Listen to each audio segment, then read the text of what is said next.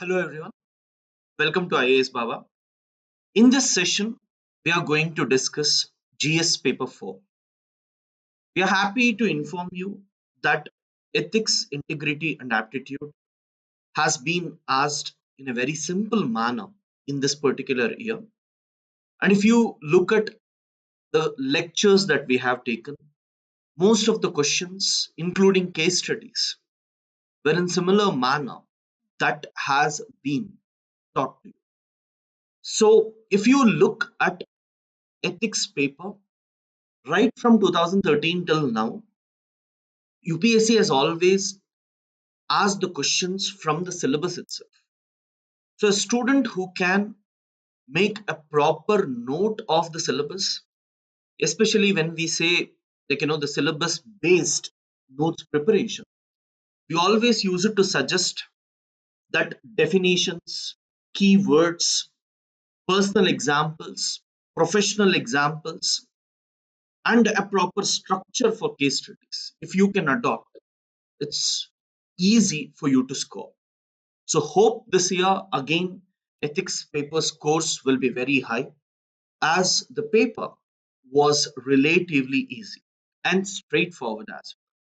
So let us see the questions that were asked. Identify 5 ethical traits on which one can plot the performance of a civil servant. So guys, 5 ethical traits are also similar to the 5 ethical values in the performance, not just about what we call as some values, universal values that you write, but you need to talk about performance related ones like impartiality, transparency, accountability, leadership, integrity, right? Those same things justify their inclusion in the matrix. So you need to say that having skills are not enough. It is important for us to have ethical traits as well to ensure that the performance of a civil servant is up to the mark. So only rule based or only having the skills is not enough. For example, comprehension, is he good at it? Problem solving, good at it? Knowledge wise, if he is good, is not enough. Along with that, it is very, very important for them to have the required values, right? Only when you include them in the matrix, then people will strive to achieve them. So in school, when you look at the kids, they normally try to give you a certain aspects on which a kid is performing well. So if you look at those traits which they consider, they even try to tell whether the student is active in the class or not, whether the student is interacting or not. So earlier, what used to be the case, we used to include, okay, is he performing well in maths, science, subject specific was there. Similarly, when we are evaluating a civil servant, the main focus of ours is how exactly a civil servant is performing with respect to running, right? Time, whether he's on time or not, how many projects has he completed, how many decisions has been taken, how many has gone wrong, right? These were the things. But you never focused about the objectivity, impartiality, honesty, leadership, right? Dedication to work, which are also important traits. So if a civil servant is evaluated on the basis of that, then he will be trying to incorporate them slowly into his work as well. So identify 10 essential values that are needed to be an effective public servant. If possible, uh, you make it 10 to 12 or 15 because some of them will be repeated in the previous one as well. And they're asking you only to identify, not to elaborate. Because if you write even one line each about each value, it would be more than 150 words. It will not be proper, to do that because your second question will be left out. See, always remember, marks will be given only on the basis of whether you have attempted both the questions or not. Describe the ways and means to prevent non-ethical behavior in the public servant. So ARC report clearly tells us what are the ways and means: reducing discretion, increasing transparency, increasing accountability, external audit. ARC report has list of all this. We keep telling you to read ARC report so that it would be easier. Please don't read compilations of anything. Just go with what is available. Right? Directly you read the source, it will be beneficial. Impact of digital technology as reliable source of input for rational decision making is a debatable issue. Critically evaluate with suitable examples. Because this type of question, I would say, I'll take one example where digital technology is helping me out. And I'll take another example where digital technology is not. So here, what exactly the digital technology is going to do is ensure there is objectivity, correct? So it gives us merits, demerits. If you fill in those things, you will get to know what needs to be done and what should not be done. Very straight and simple forward. You can give example of how digital technology can be used to ensure that who must be given the ration, right? And are there any misuse or not? But at the same time, it is important for us also to ensure that if these systems are completely followed, we are becoming rule based, machine based system where your empathy, compassion will not be actually present. So it is very, very important for us to maintain a balance. We need to ensure that there is digital technology, e-governance is there, but at the same time, human based, democracy based values are also there while taking decisions. You give examples of a situation where there is an old woman who do not have all the required documents, and when you upload those documents, the system is rejecting it, but she do not have any other option. So in such a scenario, going only through digital technology is not completely correct. Some exceptions must be made for the downtrodden, not for everyone. Besides domain knowledge, a public official needs innovativeness and the creativity of a high order as well, while resolving ethical dilemmas. Discuss with example. See guys, so domain knowledge will help us in dealing with that specific issue. When it comes to resolving ethical dilemma, I want you to know ethical dilemma is a scenario where there is no personal interest involved. Both the situations are valid, but if you take one, there is going to be a problem with respect to other. So let us say you have domain knowledge and skills required to actually obtain land for industrial development. You know all the rules and regulations. You have complete information of what to do, where to do, and how to do. But at that point of time, you're also aware that there is some tribal displacement. In such a scenario, what will you do? Right? That is a typical case that you can take and try to say or measures that you normally take to ensure that the tribals are not affected in this development process. What does each of the following quotations mean to you? Every work has got to pass through hundreds of difficulties before succeeding.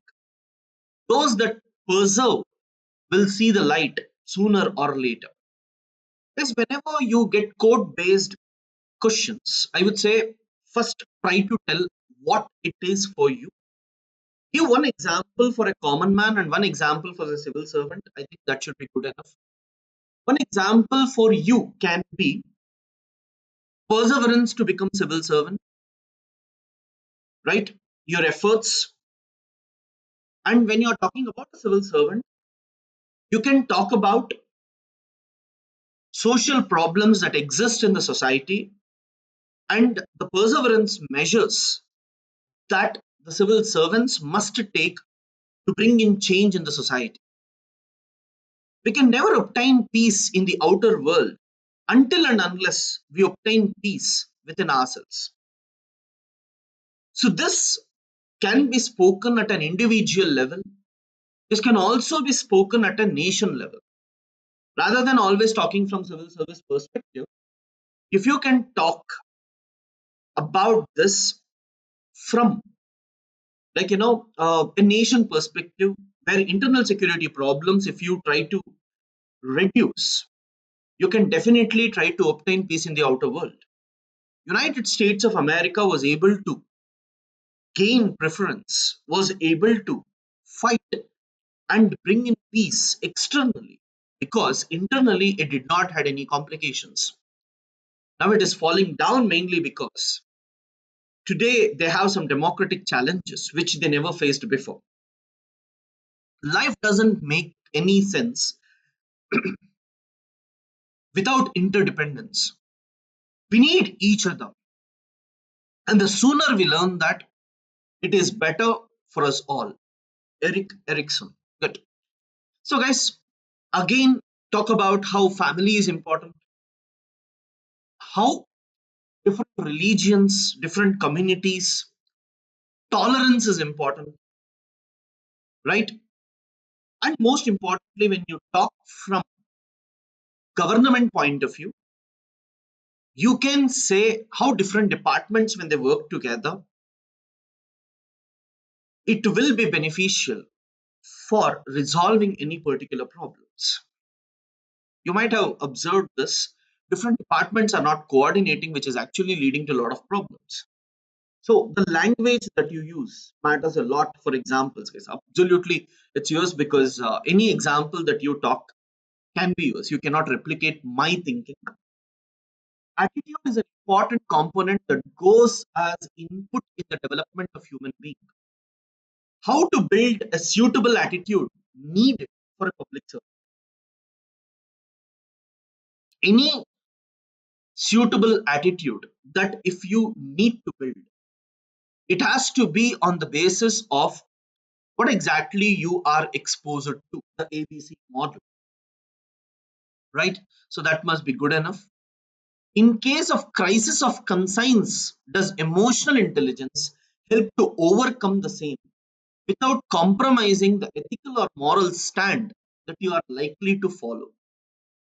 Emotional intelligence try to cut down irrational arguments which were taken due to emotions. Emotional intelligence doesn't try to prevent or compromise ethical or moral values. Emotional intelligence just try to help us not to think from any specific emotion perspective, but it will help us to strengthen the rational decision making process of the individual, right? So any decision that you take will always be ethically correct when you are taking it through emotional intelligence. Give an example. That's it. Refugees should not be turned back to the country where they would face persecution or human right violation. This is with respect to Taliban, and some people, if they think it is with respect to Rohingyas and about India, it's wrong. Uh, Remember, India has never violated anything of that sort. We are not telling we will send it back to the areas where they have some sort of persecution. We are talking about Bangladesh, where persecution has stopped and now peace prevails. So, I think ethical dimension, this is ethics in international relations, direct question. Should impartial and being non partisan be considered as indispensable qualities to make a successful civil servant? Discuss with illustrations. This impartiality and non-partisanship is very, very important, as you're all aware. Impartiality is important when it comes to working as an objective or a person who do not discriminate, who doesn't show nepotism in his work with respect to public. Non-partisan, you can use it to say with respect to political parties. Fine. So this is very, very important for you. An independent and empowered social audit mechanism is an absolute must in every sphere of public service, including judiciary, to ensure performance, accountability, and ethical conduct. Remember, social audit mechanism doesn't mean auditing done by some external agency, it is done by public. And guys, when public is ultimately trying to judge whether the performance is proper or not, definitely it will have a positive impact, because public, when they start telling whether the quality of the work is good or bad, convincing everyone with respect to quality will be very difficult until and unless you maintain high standards. Second, accountability is also easy to ensure, because in front of public, when you are doing, transparency increases, and ultimately they would decide whether the particular government must continue or not. And when governments are being changed because public are not happy, then the same pressure will be there on the civil servants also to improve the quality. And ethical conduct basically means you must be correct according to outsiders, which itself is a clear indication that if social auditing is done, then if they feel something is correct, then definitely the actions taken by the governments will also be correct. So 3 points, you can elaborate, that's enough. Integrity is a value that empowers the human being. Any individual, when he does what is correct according to him, remember, he will be very, very strong. He need not hide anything. The confidence with which he talks will be absolutely fine. So just remember, whenever someone is with integrity, they would definitely be empowered, because they know what they are doing is right. And they can question, their thinking process would be correct, and they can question anything that is going wrong in the system. So coming to case studies, guys, I won't be elaborating each one. I'll just link it to the syllabus. It's up to you how exactly you can do them, because case studies, we always believe that you people need to bring in your own innovation while answering. There is no one specific answer. Sunil is a young civil servant and has a reputation for his competence, integrity, dedication, and relentless pursuit of difficult and onerous job. Considering his profile, he was picked up by his bosses to handle a very challenging and sensitive assignment. He was posted in a tribal dominated district notorious for illegal and sand mining. See, guys, one thing that you should be aware, he was picked up by his bosses to handle a very challenging and sensitive assignment, which itself clearly indicates that he has the support to face the problem. He has support from the government, he has support from the machinery to help him to face the challenge. Many people try to see the negative aspect of the case study and forget the positivity that is there. He was posted in a tribal dominated district notorious for illegal sand mining. Excavating sand from river belt and transporting through trucks and selling them in black market was rampant. The illegal sand mining mafia was operating with the support of local functionaries and tribal musclemen, who in turn were bribing selected poor tribals and had kept the tribals under fear and intimidation. Sunil, being a sharp and energetic officer, immediately grasped the ground realities and modus operandi. On making inquiries, he gathered that some of their own office employees are in hand and glove with them and have developed close unholy nexus. Here is a scenario where there are some people who are bad, but that doesn't mean entire system will be bad. Because when people look at this, they say, like, it is very difficult. Sunil initiated stringent action against them and started conducting raids on their illegal operations. The mafia got rattled as not many officers in the past had taken such strong steps against the mafia. Some of the office employees who were allegedly close to mafia informed them that the officer is determined to clean up the mafia's illegal sand mining operations and may cause them irreparable damage. The mafia turned hostile and launched counter-offensive. The tribal musclemen and mafia started threatening him with dire consequences. His family were stalked and were under virtual surveillance and thus causing mental torture, agony, and stress. The matter assumed serious proportions when a Muslim came to his office and threatened him to stop raids, etc. Otherwise, his fate will not be different than some of his predecessors. 10 years back, one officer was killed by the mafia. Identify different options available. See, guys, here I'll tell you. First important thing is differentiate and try to understand that this is an illegal issue which has to be dealt with a very strong note, and there is no doubt with respect to that. Second, you will not go soft on the issue. You know about the environmental consequences that is going to happen. So, two things are there. To fight anything of this sort, you need complete support of the department where you're working. So, ensure you identify people of high integrity and honesty. If required, try to put people who are supporting under suspension and put an inquiry against them so that the truth will come out. And meanwhile, try to ensure you have honest officers with you. Take necessary precautions with the help of government, your bosses. Take additional support that is required. One, to protect your family and also to protect the public.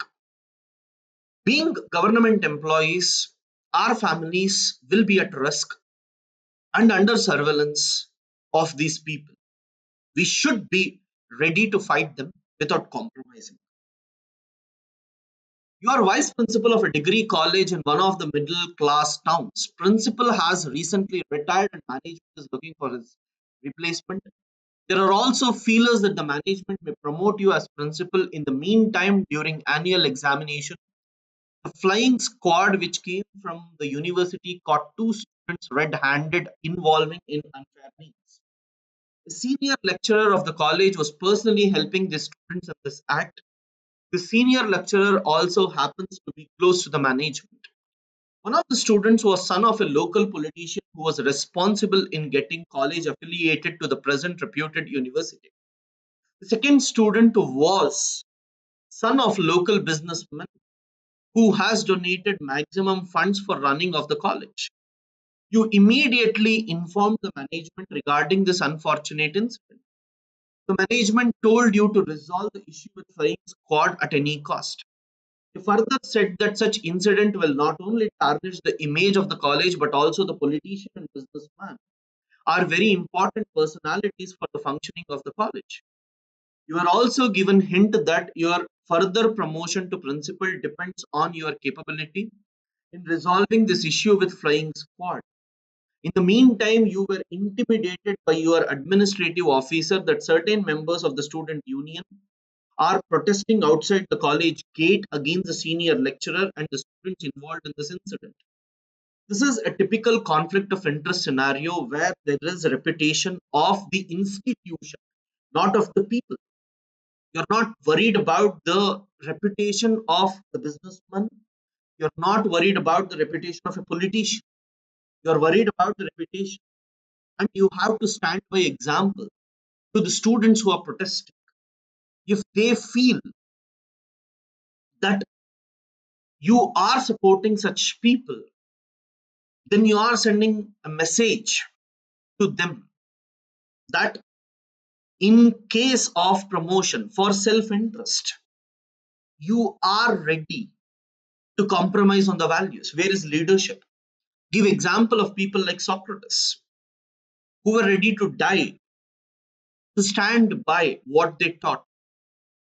So it is clear conflict of interest. You are ready to compromise on the benefits that you are going to get, but definitely you are going to fight. This is conflict of interest case study. I keep telling you always, please connect the case study with a specific word in the syllabus and try to think from that particular aspect.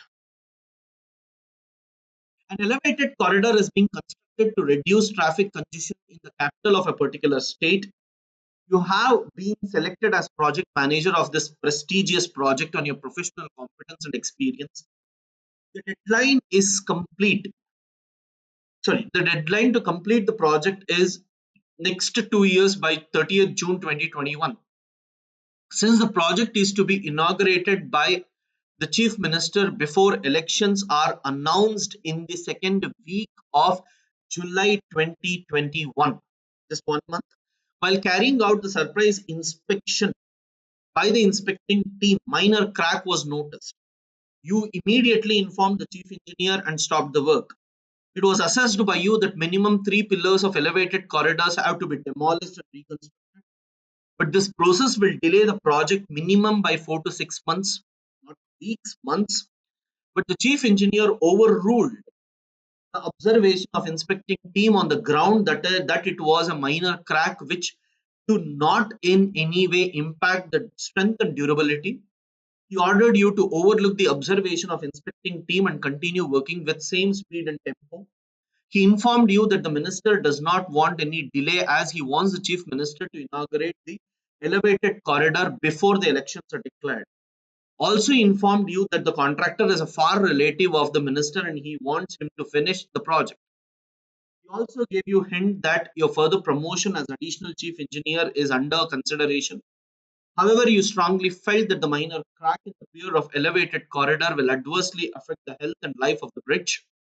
Therefore, it will be very dangerous not to repair. So, guys, this is already a question asked in a different way. I think in 2013, there was a chief engineer. You are working in a group, same problem. So, remember, conflict of interest is there in every situation where, like, you may lose your promotion. That is one ethical dilemma.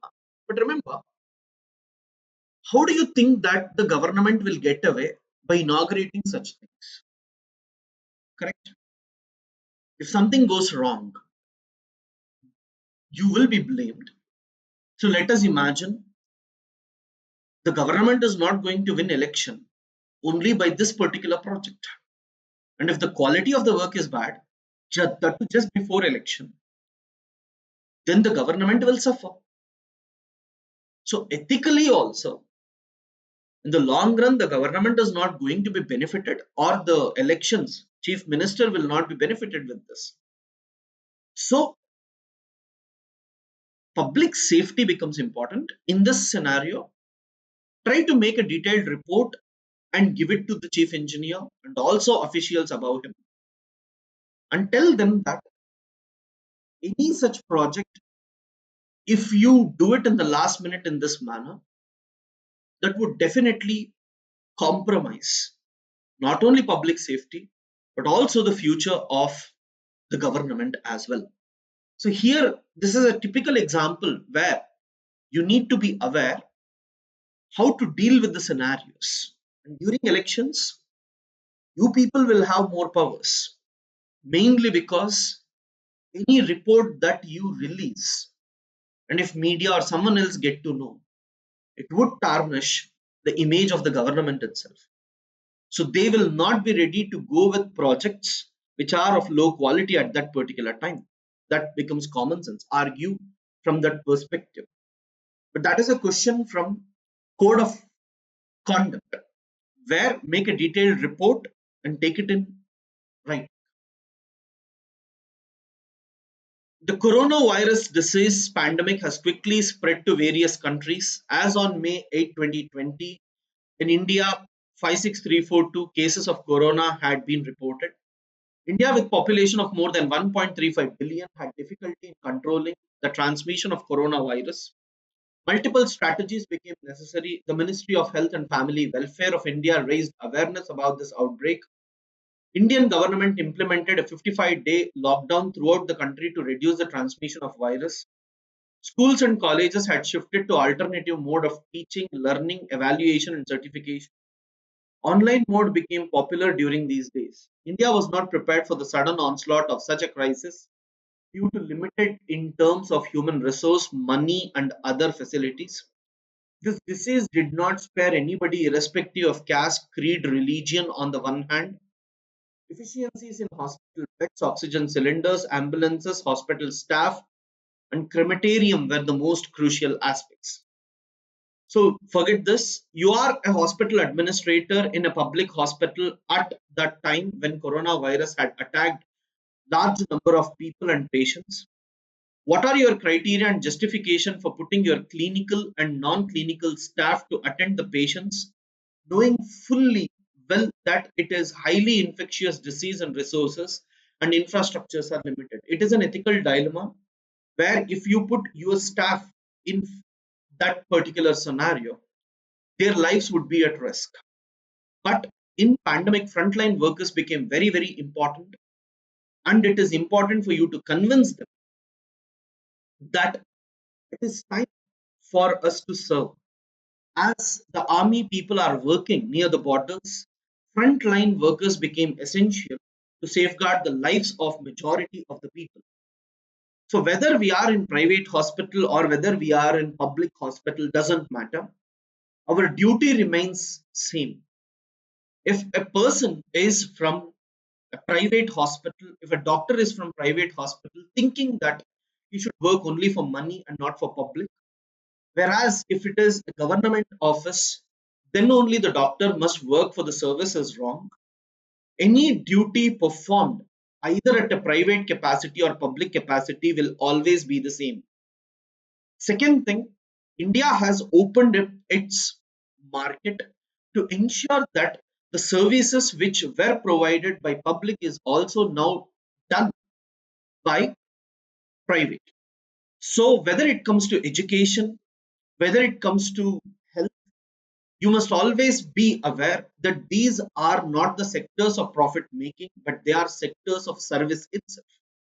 The only thing is, it is run by private and not under government control.